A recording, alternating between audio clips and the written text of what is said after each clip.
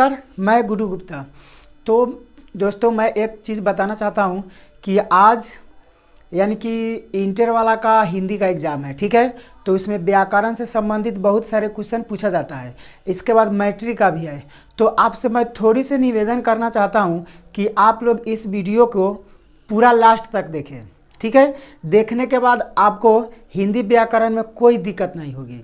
इतना दिन तक आपने पढ़ा या नहीं पढ़ा, ठीक है, चलिए, पढ़े वो भी ठीक, नहीं पढ़े वो भी ठीक, लेकिन मैं निवेदन करना चाहता हूं कि एक बार इस क्लास को आप लोग ज़रूर देखें और जो भी अपने फ्रेंड है उसको भी शेयर कर दीजिए ताकि वो भी देख ले और समझ ले, क्योंकि एग्ज़ाम है, एग्ज़ाम सर पर है, ठीक है, एग्ज़ाम सर पे है, समझे ना। तो मैं आप ही लोगों के लिए एक वीडियो, मतलब इस वीडियो को मैं दे रहा हूँ। मैं जितना होता है संभवतः मैंने कोशिश किया हूँ कि उस सबको इस वीडियो में लपेट दूँ। तो चलिए देखते हैं। सबसे पहले हम यानी कि यहाँ आपको दिखाई दे रहा होगा बहुत सारे कुछ लिख चुका हूँ और बाकी जो होगा उसको भी बताया जाएगा, ठीक है। सोचा हूँ कि इस वीडियो में जितना व्याकरण से संबंधित है सबको लपेट दूँ। तो यहाँ देख सकते हैं भाषा, वर्ण, संधि, पर्यावरण, विलोम, समास, संधि, समास सब कुछ लिख चुका हूँ। बाकी जो बाकी है वो भी बताएंगे। तो सबसे पहले है भाषा। भाषा किसे कहते हैं, यानी कि ऐसे तो एग्जाम में कम गारंटी है कि भाषा से संबंधित आएगा, लेकिन फिर भी समझ लीजिए कि भाषा किसे कहते हैं। भाषा वह माध्यम है जिसके द्वारा मनुष्य बोलकर, लिखकर और संकेत यानी इशारा के द्वारा दूसरे तक अपने मन एवं भाव को पहुंचाते हैं, उसे भाषा कहते हैं। भाषा 3 प्रकार के होता है।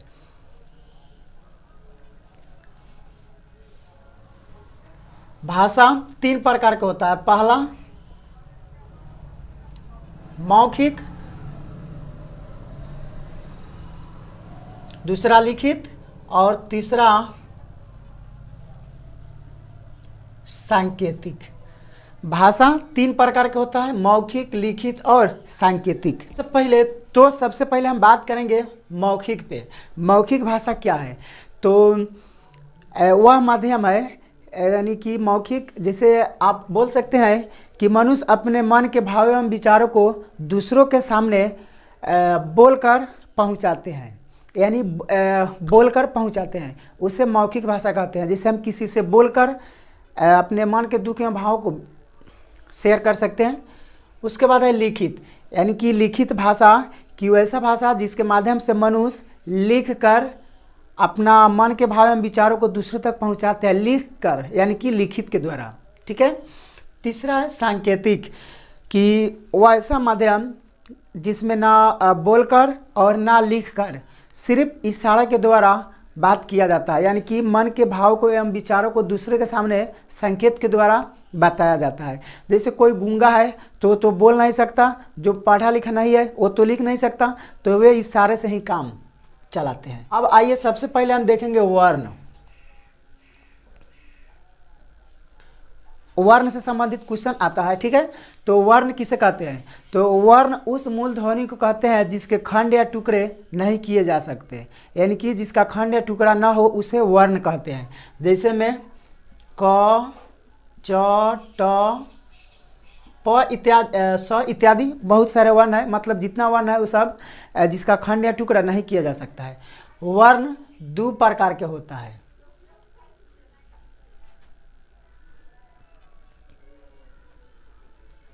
स्वर वर्ण और व्यंजन वर्ण। वर्ण 2 प्रकार के होता है। वर्ण 2 प्रकार का होता है, स्वर वर्ण और व्यंजन वर्ण। अब स्वर और व्यंजन समझिए। तो सबसे पहले स्वर समझिए कि जिन वर्ण का उच्चारण बिना किसी दूसरे वर्ण की सहायता से हो जाए उसे स्वर वर्ण कहते हैं, यानी कि स्वर वर्ण के उच्चारण में दूसरे किसी वर्ण का सहायता नहीं लिया जाता है। जैसे स्वर वर्ण कौन है? अ हो गया, अ, आ, हरस सीकार, दीर्घ इकार, हरस उकार, दीर्घ उकार, ए, अय, ओ, औ, अन, अ, और री, तो री बीच में रखा जाता है, री भी लिख सकते हैं। तो स्वर वर्ण किसे कहते हैं? तो जिस वर्ण का उच्चारण बिना किसी दूसरे वर्ण की सहायता से हो जाए उसे स्वर वर्ण कहते हैं। आया समझ में? उसके बाद आप समझिए व्यंजन वर्ण। व्यंजन वर्ण किसे कहते हैं? तो जिस वर्ण का उच्चारण दूसरे किसी वर्ण की सहायता के बिना ना हो, यानी कि व्यंजन वर्ण में दूसरे वर्ण की सहायता ली जाती है। जैसे में क वर्ग, क वर्ग के मतलब होगा, मालूम है क्या होगा? क वर्ग के मतलब होगा क वर्ग, यानी कि क ख ग घ अंग तक पांचों। च वर्ग, ट वर्ग, त वर्ग, प वर्ग, यानी कि व्यंजन वर्ण कितना हो गया? क से लेकर म तक हो गया। इतना समझ में आया? तो व्याकरण से वर्ण से संबंधित क्वेश्चन भी आता है कि वर्ण किसे कहते हैं, तो आप बता सकते हैं कि वर्ण उस मूल ध्वनि को कहते हैं जिसके खंड या टुकड़े नहीं किए जा सकते हैं, उसे वर्ण कहते हैं। क च ट प। वर्ण के कितने प्रकार होते हैं? तो वर्ण के दो प्रकार होते हैं। कितने प्रकार? दो प्रकार। वर्ण के दो प्रकार होते हैं, स्वर वर्ण और व्यंजन वर्ण। आया समझ में? चलिए आगे अगला नंबर देखेंगे संधि। संधि पे आइए, इसी के अनुसार संधि। तो अब संधि देखेंगे। संधि किसे कहते हैं? संधि किसे कहते हैं?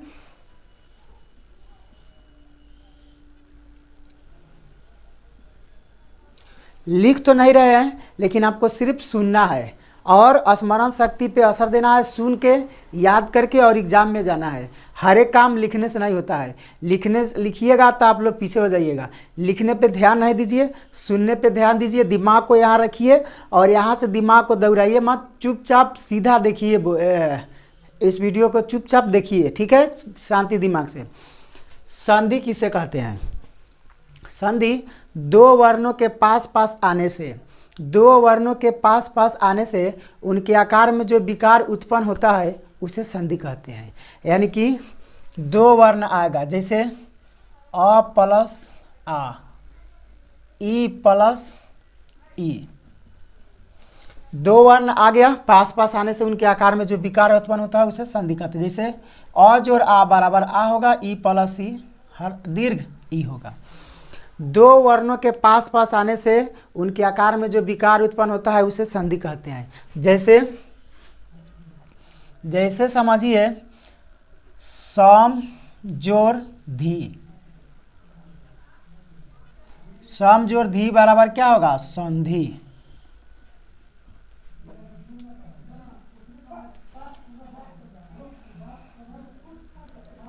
देव जोड़ आलय बराबर होगा देवालय। देव जोड़ आलय बराबर देखो क्या होगा? देवालय। अब यहां समझिए संधि कितने प्रकार के होते हैं। तो संधि तीन प्रकार के होते हैं। संधि तीन प्रकार के होते हैं। कौन कौन संधि? तो स्वर संधि, व्यंजन संधि और विसर्ग संधि। स्वर संधि, व्यंजन संधि और विसर्ग संधि। अगर इसको हम डिटेल पढ़ेंगे तो बहुत लंबा चौड़ा हो जाएगा, तो हमको डिटेल नहीं पढ़ना है। सिर्फ हमारे पास टाइम बहुत कम है, यानी कि एग्ज़ाम सर पे मंडरा रहा है, बस देखना है और जाकर दे देना है, एग्ज़ाम दे देना है। संधि तीन प्रकार के होता है, स्वर संधि, व्यंजन संधि और विसर्ग संधि। इतना तीन होता है। लेकिन अब तीन में तो बहुत है, लेकिन कुछ आ सकता है एग्जाम में। जैसे हो गया पोज और अन, पोज और अन बराबर होगा पवन।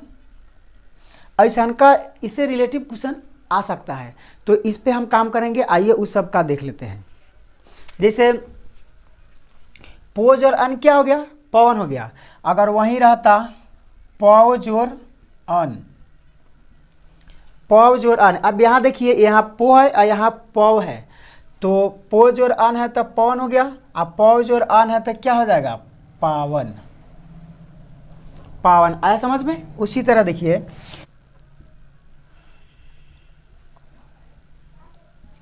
गो जोर अक, गौ जोर अक। तो गो है और अक है तो क्या हो जाएगा? गो के ग होगा ग, गायक, और इसका हो जाएगा गायक। ठीक है, इतना समझ में। उसके बाद एक और देखिए, ने जोर अन। ने जोर अन क्या होगा? नयन, नयन। उसके बाद भो जोर अन बराबर क्या होगा बताइए आप लोग? भो जोर अन भवन। अगर इस तरह अगर आएगा तो आप समझ सकते हैं। जैसे पवन दे दिया तब पो जोरन, पावन है तब पौ जोरन, गायक है तो गो जोरक, गायक है तो गौ जोरक, नयन होगा यहाँ पे, नयन है तो ने जोरन, भवन है तो भो जोरन। इतना आया समझ में। आगे देखते हैं। जैसे कि हो पुरस्कार, पुरस्कार अगर दिया हो तो इसका संधि विच्छेद क्या कैसे होगा? तो लिखना पूरा, पूरा जोर कार, पुरस्कार। अगर ऐसा ऐसे रिलेटिव हो तो आप इस तरह लिख सकते हैं। भास्कर, भास्कर हो तो इसमें आपको लिखना है भा जोर कर, भास्कर। कि संधि तो बहुत लंबा चौड़ा में जाएगा, मतलब समझिएगा। इस तरह इस पे रिलेटिव कुछ आएगा क्वेश्चन तो आप इस तरह बना सकते हैं। ज़्यादातर नहीं आता है। जो बताया गया था कि ने जोरन नयन, पो जोरन पवन, यानी कि यही सब आएगा। ठीक है, तो कभी बाद में देखेंगे, पूरा उस पर वीडियो बनाया जाएगा पूरा संधि पे। तो इसमें आज हमको सिर्फ बताना है, आपको रिविज़न कराना है कि आप एग्ज़ाम में जाइए और जाकर वहाँ पूरा सही सही भरिए। चलिए, संधि के बाद अब हम देखते हैं यहाँ पे परवाची। परवाची देखेंगे तो परवाची का होगा डिफिनेशन की मतलब परवाची कि वैसा शब्द जो समान अर्थ बतावे, यानी कि अर्थ कैसा भी हो लेकिन समान अर्थ बतावे। जैसे यहाँ समझिए पृथ्वी, पृथ्वी दे दिया तो पृथ्वी का परवाची शब्द क्या है मालूम है? इसको आप लिख सकते हैं धरती, भूमि, पानी। पानी दिया हो तो पानी का क्या होगा परवाची शब्द? पानी के जल होगा, अमृत होगा, और नीरस भी होता है, नीरस। उसी तरह ऐसा भी बहुत बहुत देगा तो आप लिख सकते हैं। जैसे बिजली का भी देता है। जैसे बिजली बहुत टफ है, यानी कि बिजली जल्दी आता नहीं है, तो बिजली के आप लिख सकते हैं चपला,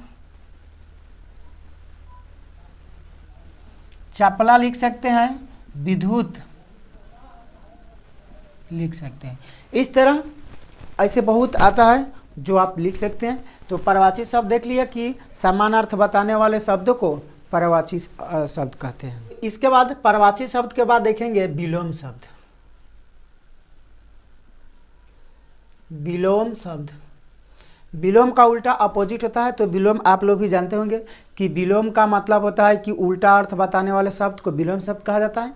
जैसे अगर दे देगा रात का विलोम क्या होगा, तो रात का विलोम क्या होता है? रात का क्या होगा? दिन होगा, दिन। आकाश का क्या होगा? आकाश का धरती। इस तरह विलोम लिख सकते हैं। इसके बाद आया समास।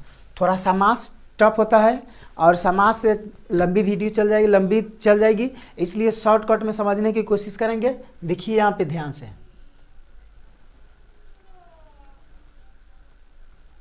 समास और समास मेन रूप से क्या है? यही मेन रूप से है कि संधि और समास को पढ़ना। तो समास कितने प्रकार का होता है मालूम है? समास 6 प्रकार का होता है। समास कितने प्रकार का होता है? 6 प्रकार का होता है। देखिए, एक में अव्ययी भाव, 2 में बहुव्रीहि, 3 में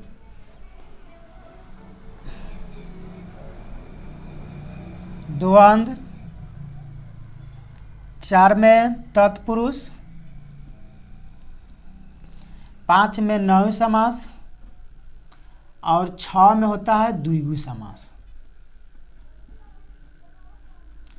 द्विगु समास होगा। मेन रूप से समास के 6 प्रकार होता है, बाकी तो इसका अलग अलग भाग है, तो भाग से कोई अभी लेना देना नहीं है। सिर्फ हमको मेन संधि से विचार करना है। तो संधि 6 प्रकार का होता है। अगर ऑप्शन में दे दिया कि संधि कितने प्रकार का होता है, तो संधि 6 प्रकार का होता है। देख सकते हैं यहाँ पे अव्ययी भाव, बहुव्रीहि, द्वंद्व, तत्पुरुष, नव्य और द्विगु समास। अब ये तो ठीक है जान गए, लेकिन फिर भी देता है कि भाई बहन कौन समास है, पॉकेट मार कौन समास है, इसमें थोड़ा दिक्कत आता है। तो इसमें आपको लंबी चौड़ी वीडियो देखना होगा तब ज़्यादातर समझ में आएगा। तो मैं कोशिश करूँगा कि आपको इसी में शर्ट देने का, ध्यान से देखिएगा आप लोग। तो समास के कितने प्रकार होते हैं? 6 प्रकार होते हैं। बहुव्रीहि, अव्ययी भाव, बहुव्रीहि, द्वंद्व समास, तत्पुरुष, नय और द्विगु। समास किसे कहते हैं? तो 2 या 2 से अधिक पद अपनी अभी विभक्ति चिन्ह को छोड़कर एक हो जाए उसे समास कहते हैं। जैसे गंगा जल, गंगा का जल, ठीक है। तो ये तो डिफिनेशन था। उसके बाद हम सबसे पहले चलेंगे यहाँ पे अव्ययी भाव समास किसे कहते हैं, किसे कहते हैं, इस पे ध्यान देंगे। तो अव्ययी भाव समास जिस समास का प्रथम पद अव्यय हो और जो क्रिया विशेषण के रूप में प्रयोग किए जाते हो, यानी कि जिस समास का प्रथम पद अव्यय हो और जो क्रिया विशेषण के रूप में प्रयोग किए जाते हो, जैसे होगा धीरे धीरे, धीरे धीरे होगा। अगर क्वेश्चन में दे दे कि धीरे धीरे कौन समास है, तो आप लिख सकते हैं धीरे धीरे कौन समास है, अव्ययी भाव समास है। धीरे धीरे के मतलब होगा धीरे के बाद भी धीरे। प्रतिदिन, प्रतिदिन, प्रतिदिन, तो किसका इसका होगा अर्थ प्रत्येक दिन। प्रतिदिन के मतलब क्या होगा? प्रत्येक दिन। तो आया समझ में? यथाशक्ति बहुव्रीहि अव्ययी भाव समास है। तो इस तरह आप अव्ययी भाव समास लिख सकते हैं। धीरे धीरे, प्रतिदिन, यथाशक्ति, आजन्म, जन्म तक, इस तरह आप लिख सकते हैं। उसके बाद आइए बहुव्रीहि समास किसे कहते हैं। बहुव्रीहि समास देखेंगे ध्यान से। बहुव्रीहि समास का डिफिनेशन होगा कि वैसा समास जिसका कोई पद प्रधान ना हो, कि वैसा समास जिसका कोई पद प्रधान ना हो अपितु कोई बाहर से अर्थ दिखाता है, यानी कि बाहर से अर्थ बतावे। जैसे कि लंबोदर, लंबोदर, लंबोदर तो लिख दिए, लेकिन लंबोदर का मतलब क्या होता है? लंबोदर का मतलब होगा लंबा उदर वाला, अर्थात कौन? गणेश जी। तो ये अलग अर्थ बता रहा है। दशानन, 10 है आनंद जिसके, यानी कि रावण। पंकज, जो कीचड़ में जन्मा हो। चंद्रशेखर, यानी कि चंद्रशेखर का मतलब होगा कि सिर पे जिसका चंद्रमा। इस तरह आप लिख सकते हैं। तो लंबोदर, दशानन, दशानन, पंकज जो कीचड़ में जन्मा हो, इस तरह आप लिख सकते हैं। ठीक है, तो आया समझ में बहुव्रीहि। उसके बाद चलेंगे द्वंद्व समास में। द्वंद्व समास का मतलब क्या होगा? द्वंद्व समास सबसे हल्का है कि वैसा समास जिसका दोनों पद प्रधान हो और जो एक दूसरे के क्या हो? उल्टा हो, यानी कि अपोजिट हो। तो इसमें दोनों पद क्या होता है? प्रधान होता है। जैसे में भाई बहन, भाई बहन, रात दिन, रात दिन, माता पिता। मतलब कि उल्टा अगर आ गया तो डायरेक्ट क्या मरना है? द्वंद्व समास में दे देना है। क्वेश्चन में रहेगा कि माता पिता कौन समास है, तो माता पिता देखिए उल्टा आ रहा है कि ना, बस क्या हो गया? कौन हो गया समास? द्वंद्व समास हो गया। इस तरह आप लिख सकते हैं। उसके बाद आया तत्पुरुष। तत्पुरुष समास किसे कहते हैं? तो वैसा समास जिसका अंतिम खंड प्रधान हो, कि वैसा समास जिसका अंतिम खंड प्रधान हो, जिसका अंतिम खंड प्रधान हो, उसे क्या बोलते हैं? तत्पुरुष समास कहेंगे। जैसे कि पॉकेट मार, पॉकेट मार। पॉकेट मार के मतलब क्या होगा? पॉकेट को मारने वाला। किसको मारने वाला? पॉकेट को। कौन मार रहा है? मारने का काम हो रहा है। देह चोर, देह से चोर। गगन चुंबी, गगन को चूमने वाला। तो आप लोग अपने अनुभव से भी लिख सकते हैं। जैसे आप बताइए गगन चुंबी हम बोले, तो गगन चुंबी का मतलब क्या होता है? गगन को चूमने वाला। तो कौन समास हो गया? तत्पुरुष समास हो गया। इस तरह आप लिख सकते हैं। उसके बाद आया नय समास। नय समास के मतलब समझिए, नयो के मतलब हुआ न रहा है कि ना, नव से नयो, और ना के मतलब नकारात्मक भी होता है। ठीक है, यानी कि वैसा समाज जिसमें नकारात्मक का बोध हो, जैसे कि जिसमें मतलब उल्टा आ जाए, निगेटिव आ जाए, तो वो नय समास होगा। शॉर्टकट समझिए ना कि नेगेटिव है तो वो क्या हो गया? नकारात्मक का बोध कराए, वो नय समास है। जैसे कि अकाल और आ जाए, अकाल के मतलब होगा, जैसे क्या हो गया? अकाल हो गया, न काल। अनपढ़, अनपढ़, अनपढ़ का मतलब क्या होगा? जो पढ़ा लिखा ना हो, पढ़ा लिखा, ना पढ़ा लिखा। धर्म, अधर्म न धर्म,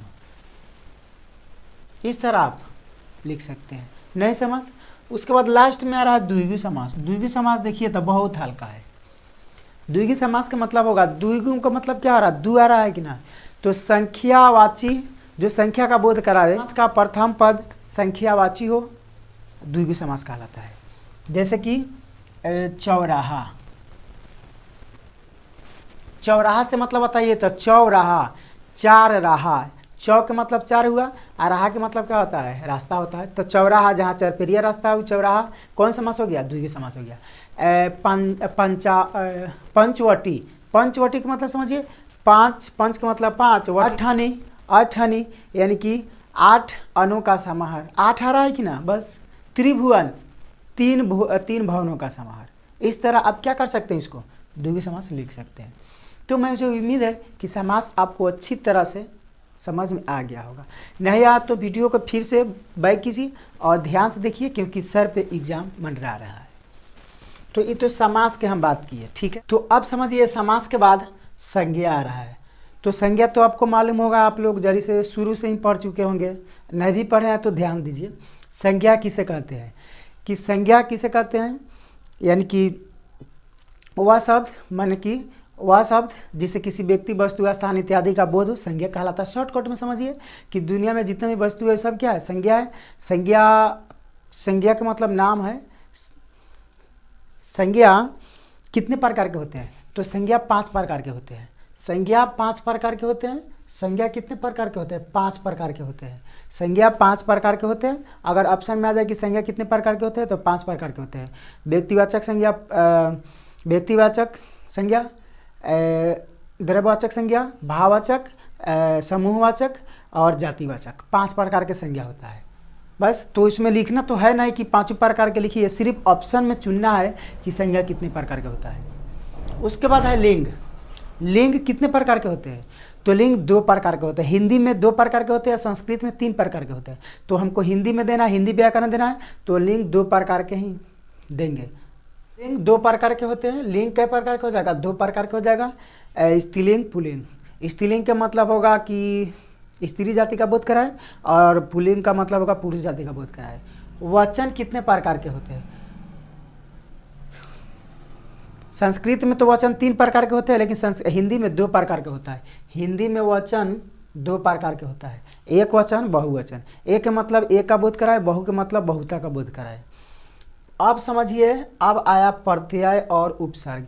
इसको आप लोग ध्यान से समझिएगा, जाइएगा मत, ठीक है, क्योंकि हर एक क्वेश्चन में प्रत्यय और उपसर्ग आता है तो आता है। तो पहले हम समझेंगे प्रत्यय।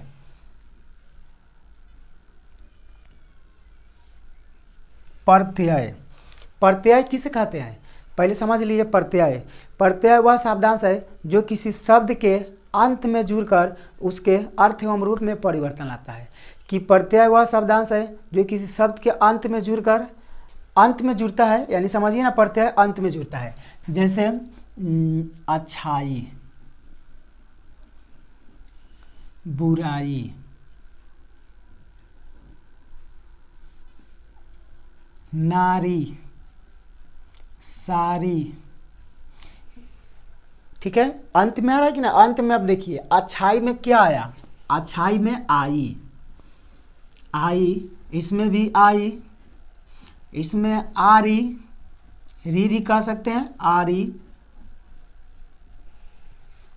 तो क्या हो गया, प्रत्यय हो गया। तो प्रत्यय के मतलब होगा कि जो लास्ट में लगेगा वो प्रत्यय होगा। उसके बाद अब समझिए उपसर्ग। उपसर्ग के मतलब क्या होगा, तो उपसर्ग वह शब्दांश है, उपसर्ग वह शब्दांश है जो किसी शब्द के पहले लगकर उसके अर्थ एवं रूप में परिवर्तन आता है। पहले लगता है, उपसर्ग पहले लगता है। जैसे कि उपवन, उपवन, उपकार। तो ध्यान दीजिए, तो उपवन में क्या है, पहले क्या आ रहा है, उप आ रहा है कि ना, तो इसका हो जाएगा उप। इसमें उपकार है तो ये भी क्या हो जाएगा, उप। उसी तरह अगर हो निरोग, निरोग, तो इसमें आप नी लिख सकते हैं। वियोग, तो क्या हो जाएगा, बी हो जाएगा। तो शॉर्टकट इतना समझिए कि उपसर्ग पहले लगता है और प्रत्यय बाद में लगता है। और इसके बाद क्या आएगा मालूम है, मुहावरा आएगा, अनेक शब्द के लिए एक शब्द आएगा और उसके बाद लगभग यही सब आएगा। अब जैसे मुहावरा तो आप लोग समझ गए हो, मुहावरा नहीं समझते तो ध्यान दीजिए मुहावरा कैसे आएगा। जैसे मुहावरा रहेगा, मुहावरा ईद का चांद होना। ईद का चांद होना के मतलब है कि बहुत दिन के बाद दिखाई देना। उसके बाद कपटी मित्र यानी कि आस्तीन का सांप। उसके बाद और भी होता है बहुत, एक 9 2 11 होना यानी कि भाग जाना। 9 2 11 आप लोग भी सुने होंगे कि 9 2 11 होना यानी कि भाग जाना। उसके बाद और ऐसे बहुत सारे हैं मुहावरा जो आप लिख सकते हैं। उसके बाद अनेक शब्द के लिए एक शब्द है। जैसे अगर बोल देगा कि जो ज़्यादा जानता हो क्या होगा, ज़्यादा अधिक जानने वाला तो ज्ञानी हो जाएगा। उसके बाद जो अधिक बोलता हो वो आचल हो जाएगा। ऐसे माने ज़्यादा शब्द को एक लाइन में देना है सर। तो प्रत्यय और उपसर्ग पढ़ने के बाद उच्चारण स्थान देखेंगे, ठीक है। उच्चारण स्थान भी बहुत एग्जाम में आता है, तो उच्चारण स्थान आप लोग ध्यान से देखिएगा। उच्चारण स्थान किसे कहते हैं? तो मुख के जिस भाग से वर्ण का उच्चारण किया जाता है उसे उच्चारण स्थान कहते हैं, ठीक है। उच्चारण स्थान मुख्यतः 6 प्रकार के होता है, कहीं कहीं 8 प्रकार के भी होता है। यानी कि उच्चारण स्थान 6 प्रकार के 8 प्रकार के भी होता है। 6 प्रकार के मेनली रूप से होता है, लेकिन 8 प्रकार के भी होता है। तो एक में कंठास, 2 में तालव्य, ये सब देखिएगा ध्यान से। एक में कंठास्या है। कंठास्या है, कंठास्या किसे कहते हैं? तो जिन वर्ण का उच्चारण कंठ से होता है उसे कंठास्य वर्ण कहते हैं। जैसे अ आकार आ, क वर्ग, विसर्ग और ह। क्वेश्चन में दे दे कि क का उच्चारण स्थान बताए, तो क का उच्चारण स्थान क्या होगा? कंठ होगा, ठीक है, आया समझ में। उसी तरह दूसरा देखिएगा, तालव्य। जिन वर्णों का उच्चारण तालु से होता है उसे तालव्य वर्ण कहते हैं। जैसे हारासिकार, दीर्घिकार, च वर्ग, य और तालव्य स, ठीक है। तीसरा है मूर्धन्य। जिन वर्ण का उच्चारण मूर्धा के स्पर्श से होता है उसे मूर्धन्य वर्ण कहते हैं। जैसे री, र, मूर्धन्य स, ट वर्ग। दंत्य वर्ण। जिन वर्ण का उच्चारण दांत से होता है उसे दंत्य वर्ण कहते हैं। जैसे ल, दंती स, त वर्ग हो जाएगा। पांचवा है ओष्ठ। जिन वर्णों का उच्चारण ओठ के स्पर्श से होता है उसे ओष्ठ्य वर्ण कहते हैं। जैसे हरासुकार, दीर्घुकार और प वर्ग। प का उच्चारण स्थान तो यही होगा, ओष्ठ्य होगा। उसके बाद छठा है कंठ तालव्य। तो कंठ तालव्य के मतलब होगा कि जिन वर्ण का उच्चारण कंठ और तालु से होता है उसे कंठ तालव्य कहते हैं। जैसे ए, आए। सातवां है कंठोष्ठ। जिन वर्ण का उच्चारण कंठ और ओठ से होता है उसे कंठोष्ठ वर्ण कहते हैं। जैसे ओ, औ। फिर क्वेश्चन में आता है व का उच्चारण स्थान बताए। तो व का उच्चारण स्थान बहुत कोई भूल जाता है, यानी कि व का उच्चारण स्थान क्या होगा? दंत ओष्ठ होगा।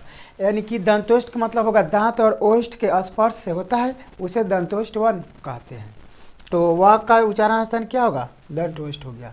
तो इतना आप लोग ध्यान से देखिएगा, एग्जाम में इसी से रिलेटिव इतना ही से पूछ करेगा। उच्चारण स्थान जितना भी दो, अगर इसको आप ध्यान से देख लेते हैं ना तो उच्चारण स्थान इसी में से आता है। एक भी नंबर का उच्चारण स्थान नहीं गड़बड़ाएगा। मेरा यह दावा है कि पूरा आपका क्लियर हो जाएगा। तो ध्यान से इसको देखिएगा, ठीक है। इतना देखने के बाद अब आ रहा है यहाँ पे कारक है और दूसरा संक्षेपण है। तो पहले हम कारक समझेंगे, तो उच्चारण स्थान पढ़ने के बाद कारक देखेंगे, ठीक है। तो कारक किसे कहते हैं? कारक कि कर्ता के साथ जिसका प्रत्यक्ष संबंध हो उसे कारक कहते हैं। कर्ता के साथ जिसका प्रत्यक्ष संबंध हो उसे कारक कहते हैं। कारक 8 प्रकार के होता है। कर्ता कारक, कर्म कारक, करण कारक, संप्रदान, अपादान, संबंध और अधिकरण और संबोधन। तो इसमें जैसे क्वेश्चन में रहेगा राम ने रावण को मारा, तो राम ने कौन कारक है? तो इसको समझने के लिए ध्यान से समझिएगा कि कर्ता ने होता है, ने ये होता है को, तीसरा होगा के द्वारा, चौथा होगा के लिए, पांचवा होगा से अलगा होगा, 8वां होगा संबंध का के की, 7वां होगा में पर, आई होता है संबोधन यानी कि हे होगा भो होगा। अब आपको क्लियर समझ में आएगा, ध्यान से देखिएगा। जैसे राम ने रावण को मारा, तो राम ने कौन कारक है, यहाँ देखिए तो ने कहाँ आ रहा है, ने कर्ता कारक में आ रहा है कि ना, तो कर्ता कारक हो जाएगा। कर्ता ने कर्म को कर्म के द्वारा, संप्रदान के लिए अपादान से, संबंध का के की, अधिकरण में पर, संबोधन हे में भो होता है। जैसे संबोधन का मतलब होगा किसी को पुकारना, हे संबोधन के अर्थ में बताएगा। तो आपको ये ध्यान में रखना होगा कि कर्ता ने कर्म को इतना याद रखना होगा, कहाँ कहाँ के को के द्वारा आ रहा है। तो अगर एग्जाम में पूछ देगा कि मोहन के द्वारा गेंद खेला गया, तो मोहन के द्वारा कौन कारक है, तो मोहन के द्वारा कौन कारक है, करण कारक है। वही पूछेगा राम की पुस्तक अच्छी है, तो राम की पुस्तक अच्छी है, तो राम की कौन कारक है, तो यहाँ देखिए की आया है कि ना, यहाँ पे का के की, तो की हो जाएगा संबंध कारक हो जाएगा की। ठीक है, तो मुझे उम्मीद है कि आपको कारक भी अच्छी तरह से समझ में आ चुका है। लास्ट में अब देखेंगे संक्षेपण। संक्षेपण ध्यान से देखिए, संक्षेपण के मतलब होता है कि विस्तृत यानी कि विस्तार विवरण को शॉर्ट में लिखना, यानी कि छोटा रूप में लिखना, और एक शीर्षक उचित शीर्षक दे देना। यानी कि कोई कहानी है तो किस से रिलेटिव है उसे एक शीर्षक दे देना होता है, और जो बड़ी बड़ी कहानी होगा उसको छोटा में लिखना है, यानी शॉर्ट में लिखना है, तो उसी को संक्षेपण कहते हैं। संक्षेपण के मतलब होगा जैसे संक्षेपण में अगर कह दिया करने के लिए, तो आपको सबसे पहले गिन लेना है कि उसमें कितना जो विवरण दिया गया है कितना शब्दों में है। 102 है, 4 है, 104 है, 50 है, 200 है, 500 है, जितना भी हो, बस उसमें 3 से क्या करना है, भाग दे देना है। 3 से भाग देंगे, जैसे मान लीजिए कोई विवरण 150 में है, 150 शब्दों में है, तो 150 में 3 से भाग करेंगे तो कितना आएगा, 50 आ जाएगा। तो आपको उस संक्षेपण को 50 शब्द में लिखना है, ज़्यादा नहीं लिखना है। संक्षेप में बेकार बातें को हटा दिया जाता है और जो इम्पोर्टेंट है उसी शब्द को लिखा जाता है। तो अगर 150 में है विवरण तो उसको 50 शब्द में ही लिखना पड़ता है, और एक उचित शीर्षक दे देना होता है, और नीचे लिख देना होता है कि कुल शब्द इतना और इतना लिख देना होता है। यही संक्षेपण है। तो मुझे उम्मीद है कि जो इतना बताया वो सब आपको अच्छी तरह से समझ में आ चुका होगा। लास्ट तक वीडियो में बने रहने के लिए आप सबको आपको तहे दिल से नमस्कार है, और मुझे उम्मीद है कि आपको जितना आता है वो सब आपको अच्छी तरह से समझ में आ चुका है। तो एग्ज़ाम में जाइए और मूड फ्रेश होकर एग्ज़ाम में लिखिए, और मुझे उम्मीद है कि आपको अधिक से अधिक नंबर आए, यही मेरी मनोकामना है। और आप भी लोग भी अपने माता पिता का नाम रोशन करें, अपने गुरु का नाम रोशन करें। तो फिर मिलेंगे किसी अगले वीडियो में, तब तक जय हिंद।